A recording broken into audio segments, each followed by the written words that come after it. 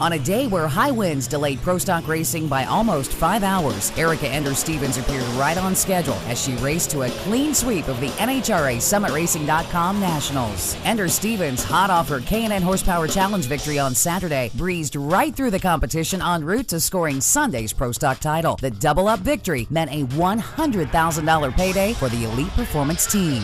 In winning, Ender-Stevens became the first ever female pro stock point leader with her victory over Jason Line. It's hard to not be emotional for this one, Gary. God has blessed me immensely, and he continues to do so, and I give him all the glory. But my guys, they're it. I mean, they gave me an awesome race car all day.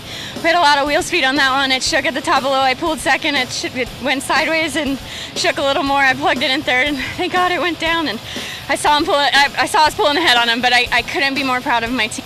Ender-Stevens wasn't the only female driver in the winner's circle, as Alexis DeJoria continued her undefeated streak against Robert Hight by winning her second career national event title. DeJoria had no easy draws as she beat 4 past champions for the victory. To reach the final round against Hight, DeJoria had to beat Matt Hagan, Tony Pedregon, and then Cruz Pedregon.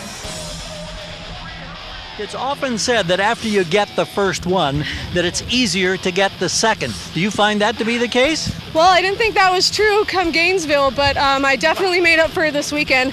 I was a little discouraged by that last run in qualifying. I was like, man, in the top end we have one of the fastest cars, but in the beginning we just can't get out there. But we changed the game on Sunday, and that's all that matters.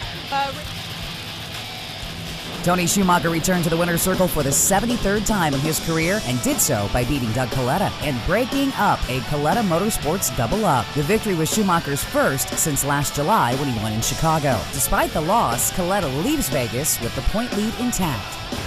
You know what? I don't know what we ran in the finals. I know they were blowing the car out with a fire extinguisher when we got here, but I don't think Mike Green and Neil cared at all. I probably drove it to 1,300 feet. The last thing you want to do is give up early, but for the Army, for Madco Tools, Valvoline, all the people that stuck with us through definite adversity. And I always talk about the adversity. The soldiers go through it. They've taught me, my team.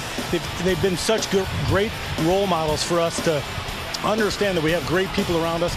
We just got to get through some tough times. Nick Janook scored his first Top Alcohol Funny Car victory when Jay Payne lost traction and crossed the center line. This was only the 5th time Panook has competed in Top Alcohol Funny Car. Joey Severance topped the alcohol divisions as he went back-to-back in Top Alcohol Dragster, defeating Johnny Otten.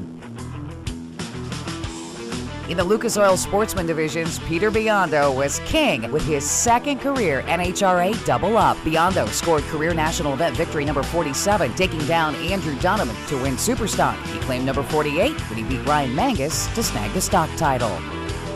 It was Lou Fico Jr. winning the competition eliminator crown when he beat Clint Saley's B Dragster to the finish line. Trevor Larson scored his second career NHRA Supergas title by taking down Steve Parsons.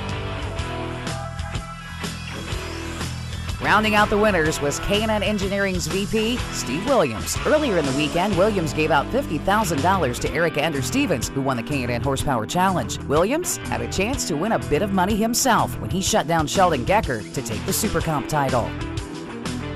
The next stop on the 24-race NHRA Mellow Yellow Tour comes after a brief weekend off before heading back east for the NHRA 4-Wide Nationals at ZMAX Dragway just outside of Charlotte.